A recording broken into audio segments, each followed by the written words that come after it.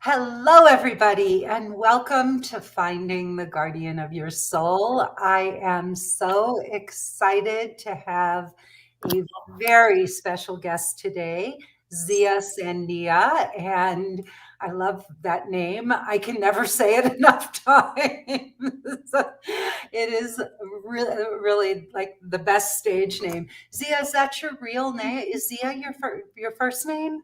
No, it No. is name. Yeah, it is. I won't go there. Yeah. It's what everybody calls me. It's fine. Okay, I'm not going to dispel the illusion. So let me read a little bit about you. Zia Sandia is a dynamic performer from Albuquerque, New Mexico, just up the road from me. Launching her career in Florida, she spent 6 years mastering diverse entertainment forms like dance, modeling, mermaiding, which we're going to get into, and fire eating. Rapidly making a mark in the South, the versatile Zia has since performed globally, captivating audiences with her unique arts. With expertise ranging from fans to fire, she specializes in various dance forms like go-go, ballet, folklorico, belly dance, samba, and notably burlesque. Zia's burlesque acts are diverse, incorporating props, distinct characters, and styles, some even featuring singing, generous glitter, or fire. For a glimpse of her offerings, you can visit her website. And is that ziasandia.com? Yep, pretty easy. Pretty easy. Zia, it is such a pleasure to have you here. Thank you. It is such Yeah. a pleasure to be here. I will say one thing to correct. I have never done ballet in my life. No, I've it's ballet folklorico. Yes, ballet Yes. folklorico is a whole different world of dance. Yeah. No, it was on two different lines. So we Yeah, had ballet and then folklorico on the next line. that's And fair. so I'm I like, thought, don't get it twisted. I cannot stand on my toes.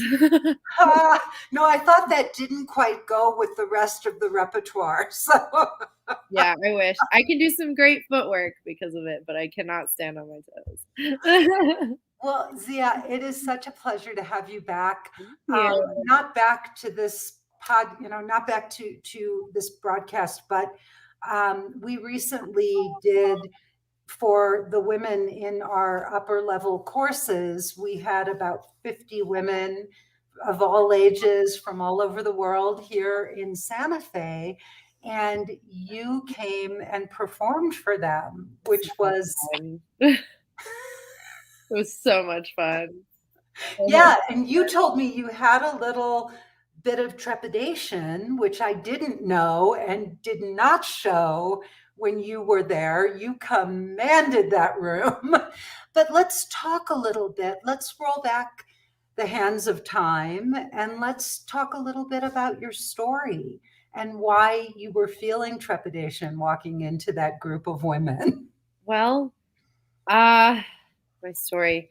It's a lot. I grew up very religious.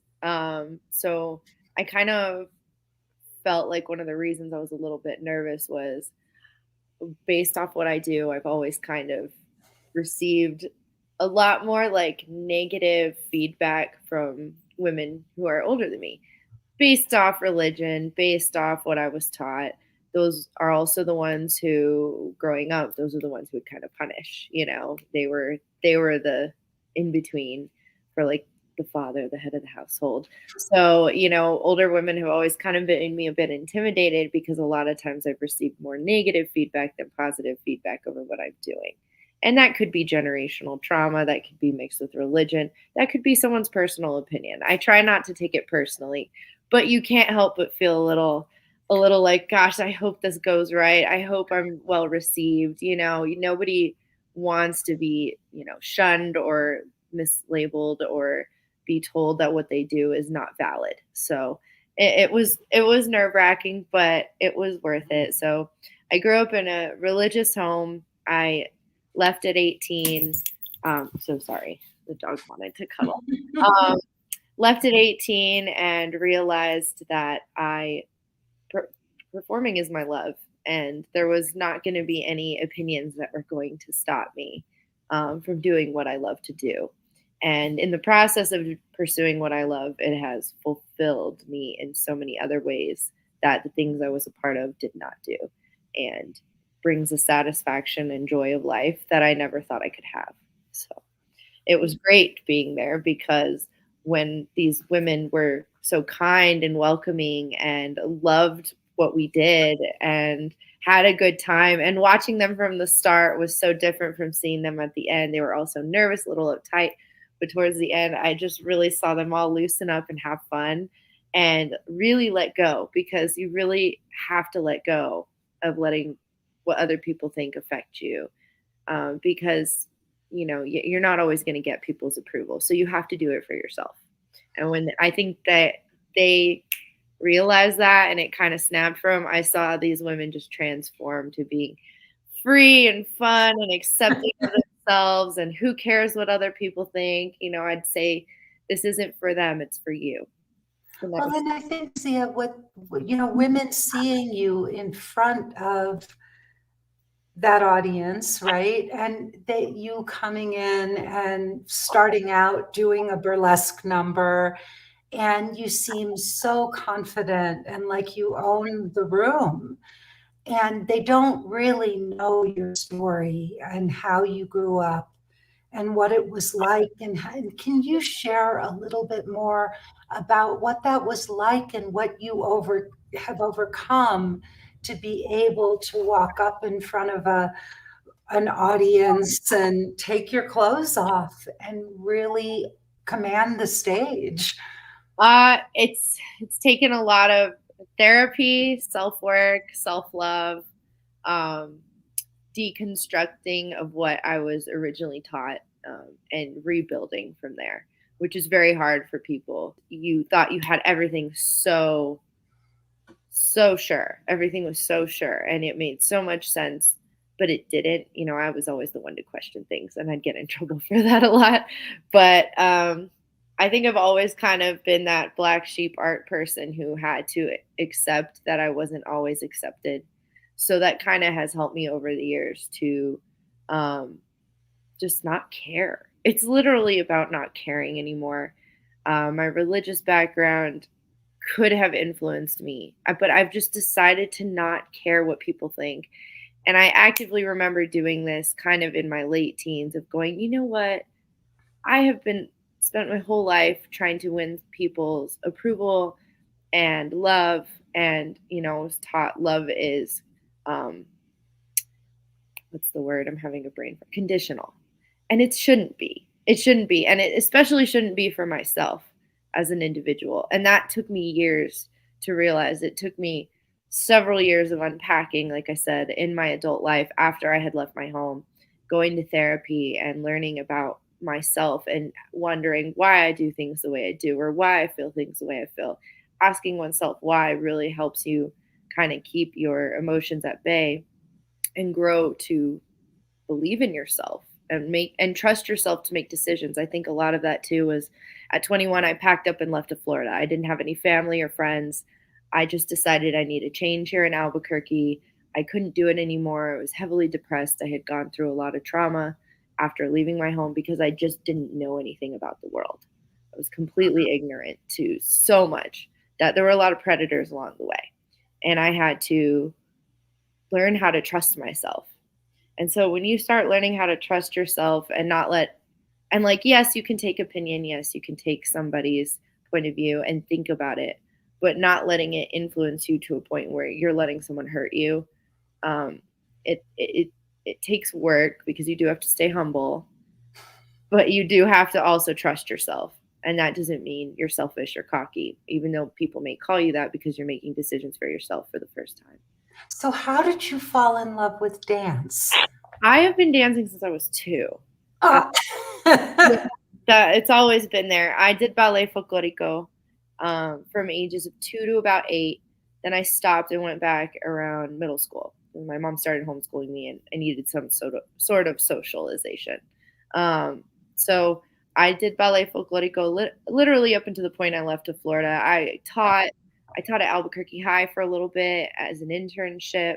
I was teaching mids. I've taught babies. We'd call those like the little ones, the ones where I started. And I did ballet folklorico for years. It took me to London. It took me all over the world. So I traveled with dance at a young age too. But then I moved away and I didn't have folklorico anymore. And so I actually wandered into a bar and they're like, there's a burlesque show. And I'm like, I don't know what that is. So I paid the cover and walked in and then saw something that blew my mind. And I walked up to the hostess and I said, hi, how do I do this? Because this is the dance I've been missing in my life. And I just love how freeing and open it is. And I have been finding that for myself over the years that it's okay to be free and open and share your art, share who you are, be sensual, and be in touch with that sexuality and that femininity, which I really struggled with. I wasn't allowed to wear like a lot of makeup or things like that. So I was very much a tomboy. So burlesque also got me in tune with more of reaching and in touch with my feminine side. Um, Mhm. it's not something that I'm easily tapped into. Uh-huh. And what was it like the first time you went on stage and actually took your clothes off and were standing I'm there? not allowed to cuss because honestly, You I, go for I it. was scared shitless. Literally, I was terrified. I was so afraid just to do something that I knew my family found to be so controversial that I wasn't sure I could even do.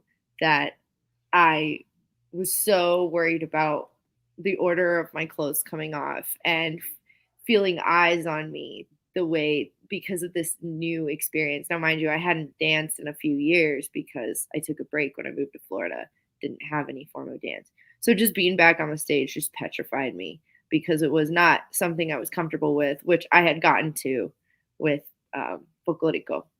So just terrifying. I mean, there's no real word for it. Um, it's I started with I have a rule one drink for nerves, and it was because of those first few times where I didn't, and I had a Red Bull, and I was pure ball of anxiety. So it just took a lot. It took courage. It took me going, you know what? I'm just gonna do it and not care what people think, just like I have to train my mind to be. So it's scary, but it was worth it. And tell me, what is mermaiding? Oh, it's pretty popular these days. It's throwing on a tail and swimming in the pool and working at kids' parties, or like I had a little nephew where I had him on my back and I was swimming like a mermaid and just making someone's day by dressing as a mermaid for a gig or party Uh-huh. or opportunity. It could be for ambiance. I've done adult parties and then I've done children's parties where you can do, I've done princess impersonations too. So Oh, it's just a variety of options I offer, and I do love to swim. I've always loved to swim, so uh-huh. it's a skill I would like to grow in. And having a couple tails, I can go off mood and be a mermaid every now and then and hit the pool. And you get some strange looks doing that, like I said, but you know what else is new? Wow, that's wild. So that's you do that for parties. People hire you to actually do that. Yeah, yeah. Or I just do it for fun. Sometimes I just want to be a mermaid. You know. Have any problems about just wanna, like, hang out with fish and seashells, you know? You get your mermaid on. Exactly, exactly, now you're getting it. That's great. Wow, and you also do belly dancing and samba Yes. and go-go, like I did that more in Florida. I was hired at a Greek restaurant to do belly dancing for them. Um, mhm. I was doing a lot of classes for that and samba at the time. I'm a little rusty. I need to go back to do more classes and other things. Um, but I love it. I love all forms of dance. If I can just move, I'm free. And it is another language. So I'll try it all. I'm buffet of dance. Let me eat it all. That's funny. So you trained in multiple forms of dance and entertainment. What was the most challenging of all the forms and why? I would say burlesque. Burlesque. Burlesque. Um, Also, I've been a stripper before, and that those two just comes with a lot of weight to them, and it's unfortunate because it shouldn't. Oh, But it does. It comes with judgment, and it comes with, but like, honestly, I was just telling somebody recently, like, pole dancers are the strongest. They're physically so strong. They can hold their own body weight. They're so talented. They're so skilled, and they work with all kinds of people. I joke, you're not just a stripper, you're a therapist. You deal with all kinds of people, situations, things, and you have to be able to navigate it.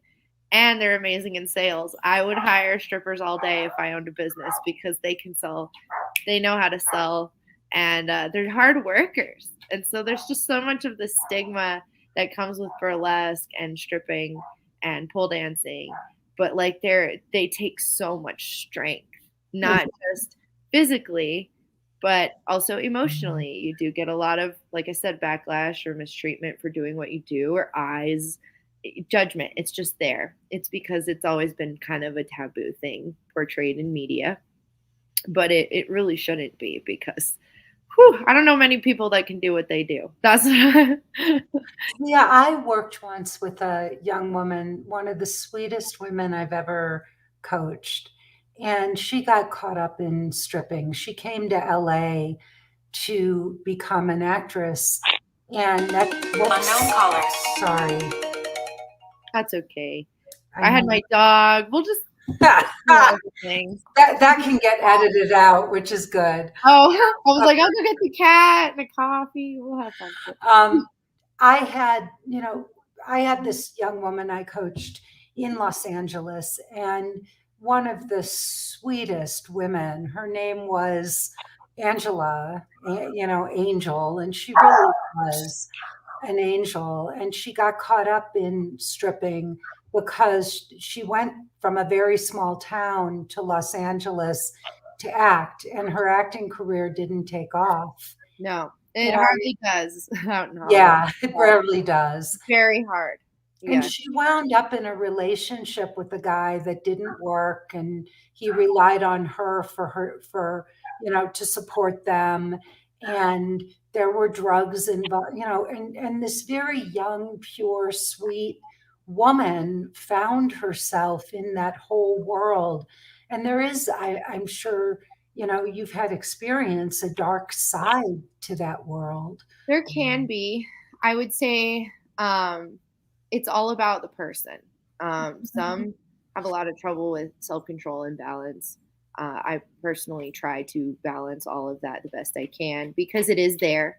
And there are just, I've realized it's not people, it's places that are just certain things that can be what I call high risk for violence, or, but that is also because people don't prioritize them. So, are we going to take care of the dog? Louis, come here. Louis, come here. I'm gonna just shut the doggy door for now because he's having a day. We'll get back to it. I'm sorry. Let me need to be quiet. There we go. What was I saying? Oh yeah, there is a dark undertone in that world, and you just have to be careful. You have to be good with boundaries, self-control. It is very easy to get caught up in that, and it's because it's common in the world around you. It's kind of like you have to just be able to set boundaries. I know I do. Like I don't drink when I'm at work. I'm very aware. I don't judge either. A lot of times people are doing what they feel they need to do, and it is no place for me to judge, and I would be completely hypocritical to judge. So I believe every life is valid and valuable. Yes, they're in high risk situations or scenarios sometimes, and that is why they need more protection. One thing I've always said I like about the club is that there is security. So I do still call the shots. If somebody is being too aggressive or too harsh, I had to learn, especially in that world, how to say no and put my foot down and be bold. And it's something because it was more of an exercise because I was never taught to do that. I was taught go along with authority, don't question things, trust people, but you have to protect yourself. Mhm. So being ignorant to the dark side of things is no way to live. In fact, you should learn more about it in order to protect yourself. It's kind of like knowing your enemy. So if you have an idea of what you're dealing with, what you're looking for, what to stay away from, I very much um, pick customers based off like energies, like a good exchange energy. This is someone I can talk to. I try talking to them first. And if it's Mhm. just not working, I don't force it. I just walk away. I'm Mhm. not going to put myself in a situation. I'm not going to stress myself out. And I did it part time. So, I didn't have to talk to everybody. Some people do. So I don't judge whatever you need to do. Just make sure you're safe. And one thing that I've been lucky enough to have is I work in a place where the girls really look out for each other. And that's Mhm. not always the case. Mhm. So, if someone is in a bad state or needs a ride home, I've given many girls rides home. I, Mhm. if somebody needs their hair being held because they drink a little too much, that's going to happen. We can't deny it. It is there, but it's Yeah. about how we look out for each other. And it is interesting that in a world that is surrounded by many men who are supposed to be protectors, the women often protect themselves. The performers protect They themselves. take care of each other. Yes, and it should be Mhm. that way, and it always has kind of been that way, even in sex work. Yeah. They look out for each other, and it's important to do that. It's important to build each other up, not compete, and be Mhm. open-minded enough to allow people to do what they do and not judge them, Mhm. and protect yourself. I have another client who also was a stripper when she paid her way through college, and she is amazing. She's married to a really incredible man, and yeah, she's doing great, but she has no, qualms. Like she just is like, yeah, I stripped through college. And she referred a client to me, and they took her. She and her boyfriend took this woman to a Love strip club with her, and she was lovely. It's really a shame. It would be nice if it were more that. accepted and if it were more protected, that if it were more well received as a part of our culture, the women could be more protected. Yeah. Let's talk about sensuality, because you told me at one point that you didn't feel you had any. I've always been an awkward homeschool kid, is what I've described myself. I was homeschooled for all of middle school and half of high school, which is prime social developmental years. Um, But regarding sensuality, that was just off the table. We didn't talk about it. I never got a sex ed class. I never understood anything about sensuality. That was just so unheard of. Um, and you just don't do it. That was meant for the husband only, at home, private, in the bedroom, or not at all. So it was very, very extreme. Honestly, one of the reasons I started in burlesque, but one of the reasons I became a stripper was to practice sensuality, because sensuality on the stage is something you really have to work on, grow to be comfortable with, and harness that energy to give it to the audience. So it was something I struggled with for a long time. I started with a lot of comedy numbers or Mhm. skills I was very good at, like ISIS wings. I'd done folklorico for years. I could do a lot with skirt work. So I would go with what I knew, and I built up to that. But when I'd watch performers on stage, because I love watching shows just as much as being a part of them. I can eat it up for days. But I would notice these performers that could just grasp sensuality on the stage and make you feel totally aroused, and you're like 30 feet away sitting in a chair, and it's like, whoa, that was awesome. What was that? To excite the audience, to pull out sensuality and lure them in on a mass scale, was something that was such a challenge to me, like something I didn't ever think I could do. But I love to challenge myself, and I've always been the type, well, I'm gonna do it. I'm gonna do it. I'm gonna learn how to do this. And so I would say it's probably only been the past couple years where I've developed the ability to be completely sensual on stage and be that raw. And it's taken, like I said, I'm 30, probably 25, 26 years of avoiding that.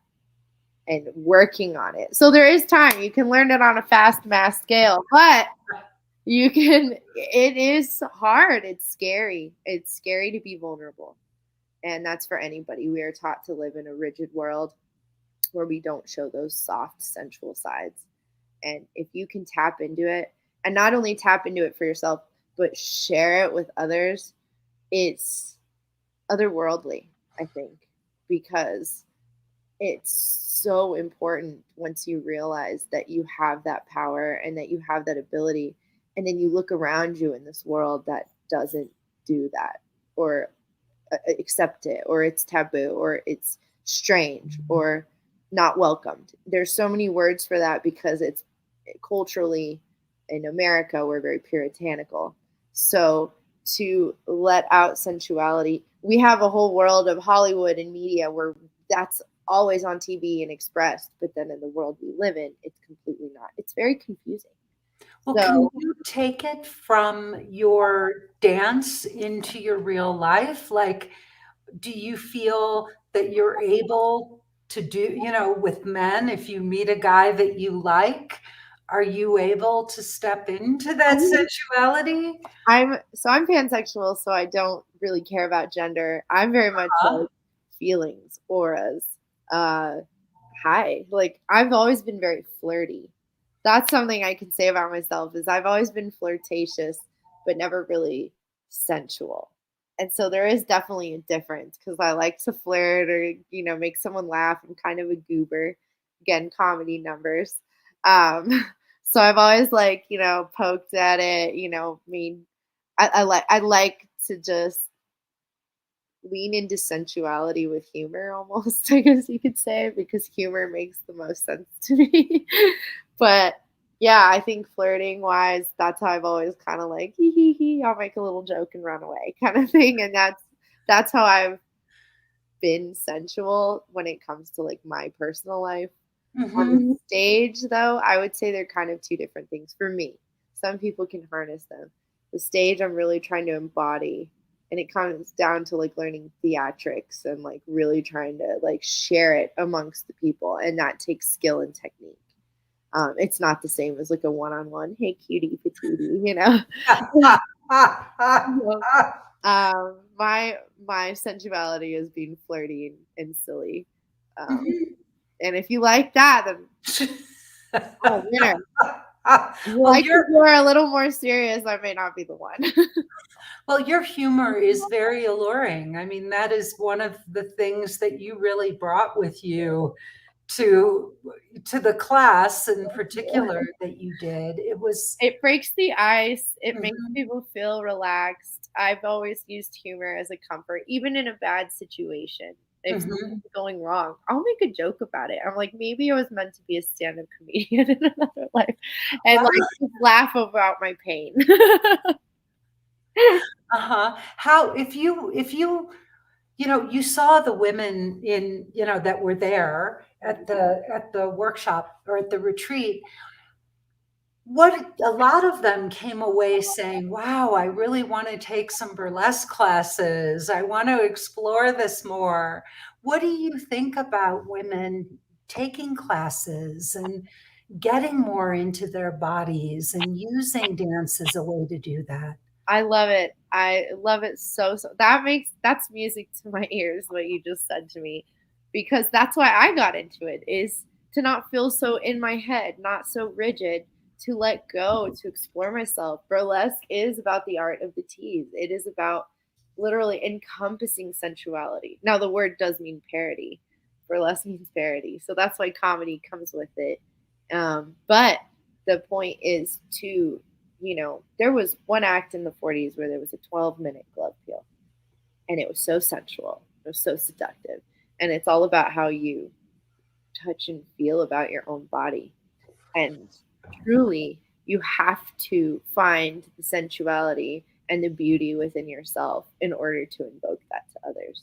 So, burlesque to me was a huge exercise in embracing that about myself. So hearing that other women tapped into what that was, that Yeah. was the point. That was the point of it.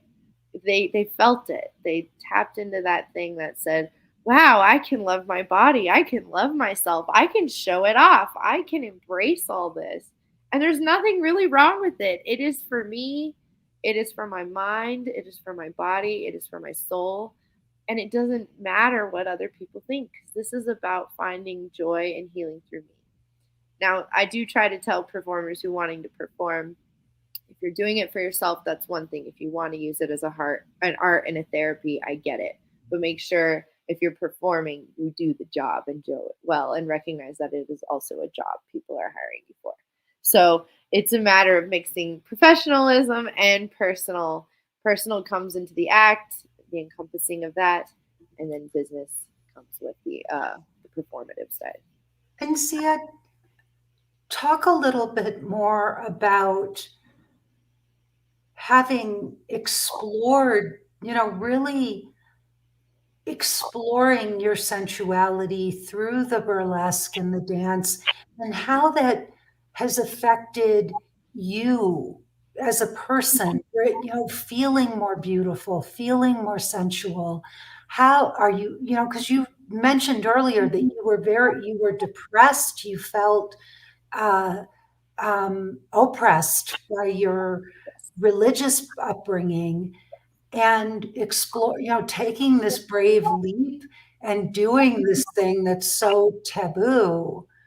I'm guessing you're a very different person today.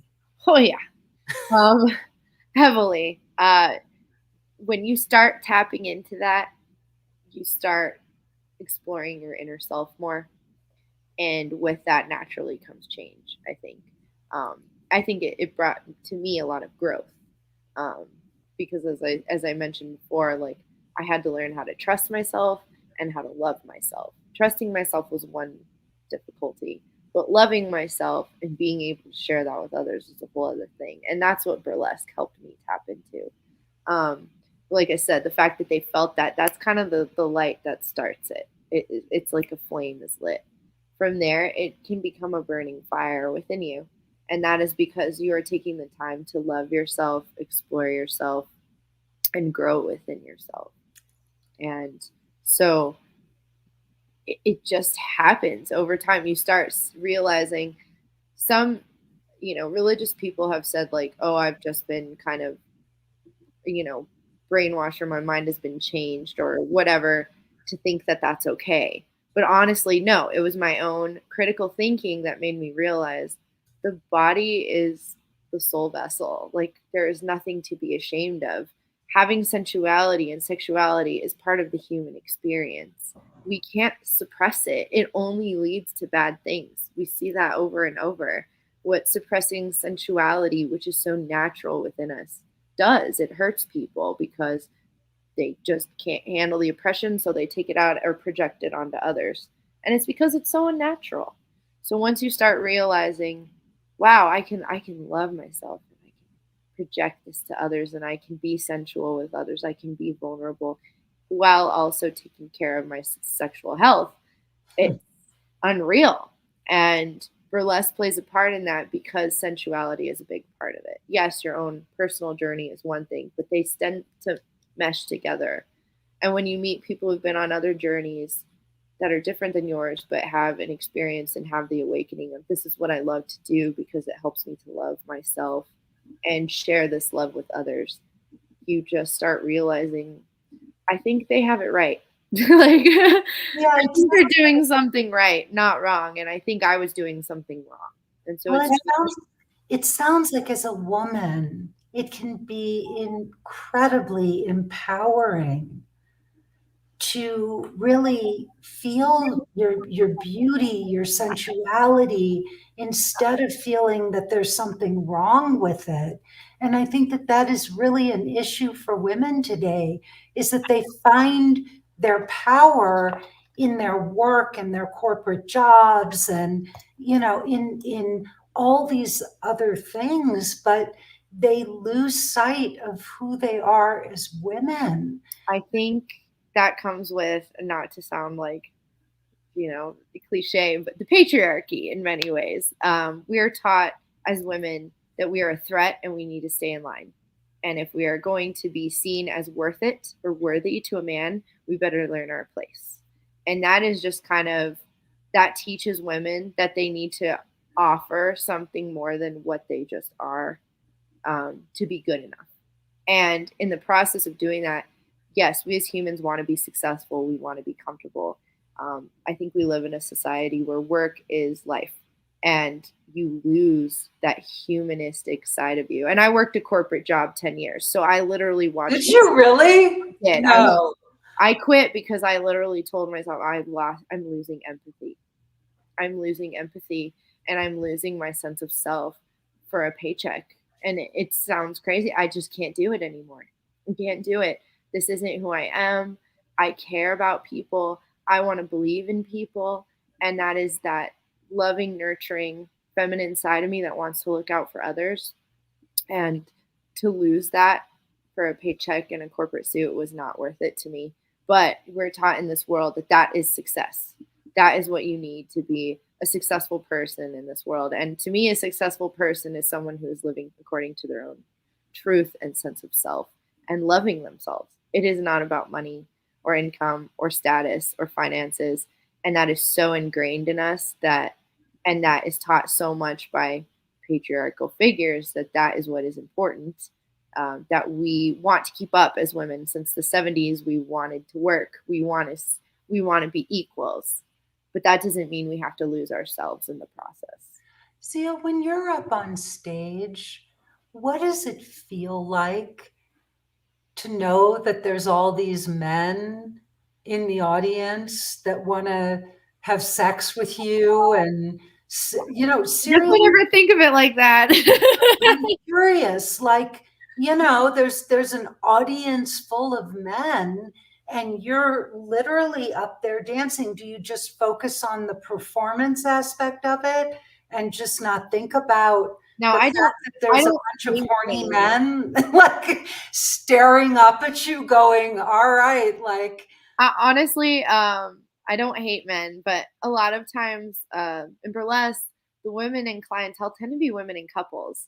And yes, I think there is a sexual attraction there for all performers. There are men who come to that too, but many men, if they really want to kind of get that involved, they tend to go to just a strip club. So in many ways, the difference to me between burlesque and stripping is it's seen more as an art in the burlesque world, even though stripping is completely an art within itself. I think the reason the clientele and the audience members is because it tends to be more artsy and theatrical. And yes, there's a sensual element to it completely. I really don't think of it that way. I think of like, what do I want to give out? How do I want to perform? What message do I want to give out there? How do I want to entertain this crowd? Let me look at this crowd. What kind of crowd are they? I'm more down to the sciences of the art form than thinking anything about somebody wants to have sex with me. I get enough male attention to know that they do. Not all of them, because I'm not everybody's type. Right. But, men do want that. And I think it's really funny. I've really struggled where women like attention from men because I can't relate. I'm like, oh no, they can take you go ahead and enjoy that over there because I don't want anything to do with that. It's very hard for me to like enjoy it. I'm kind of like, and I understand that there's chapters in life where maybe one day I will want male attention again. Things happen in a world and in a mind where people change, but I'm usually like, I'm just here to perform. Keep it simple. And then, people have said like, oh, let's go home together. I'm like, I am so sweaty and gross. And I need to go change out of this costume and shower and my makeup's running down my it is not a good time, my friend. And not for me anyway. Like I have a lot of trouble with that. So Interesting. it's more the art form. Sensuality is a part of it. But my personal life is very separate, I would say. Yeah, and burlesque is different than stripping, right? They're two very different things.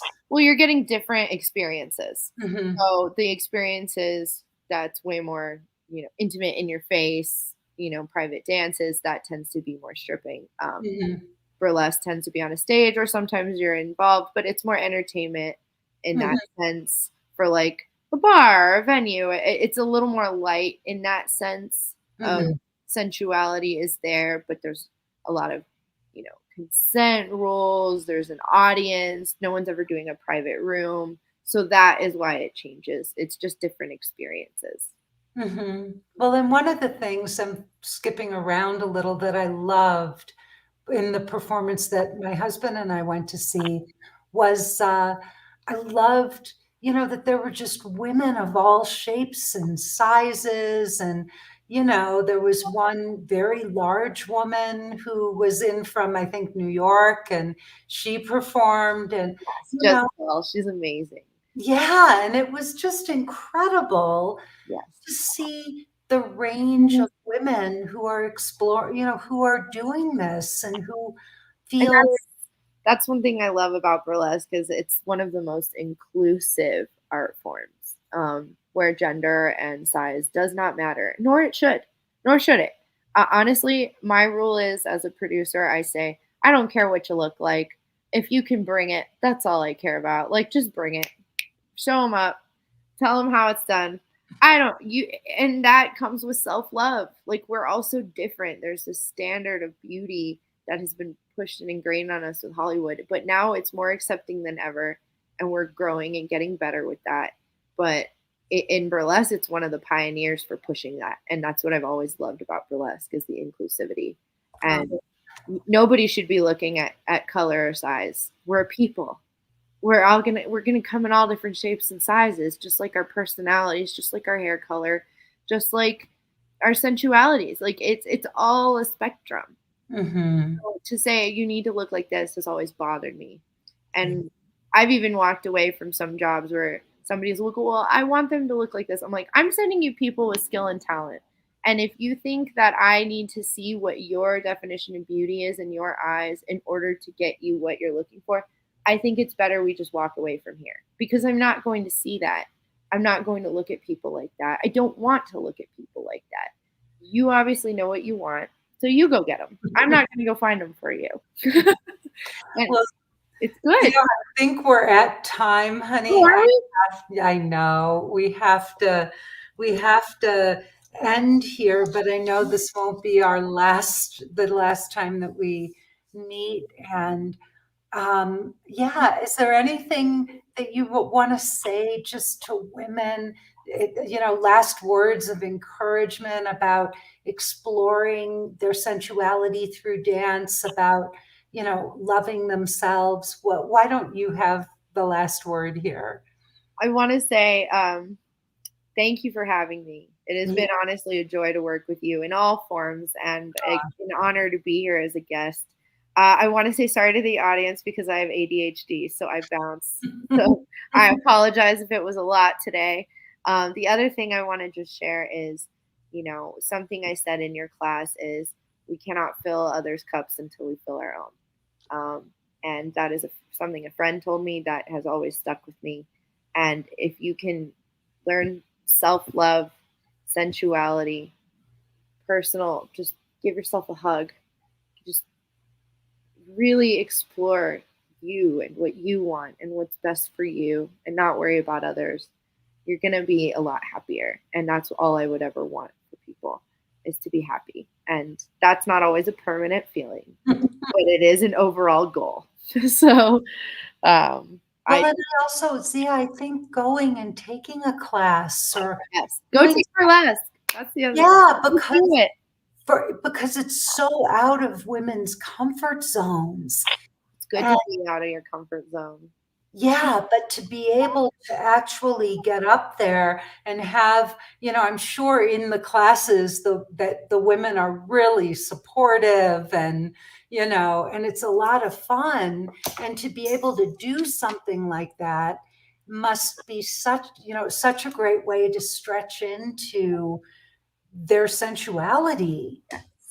Yes, it is. And you know what? When you do take classes, kind of like we did in the class, like you're around a lot of other people taking classes, but the class is not for them. It's for you as the individual. So you can take what you want from it.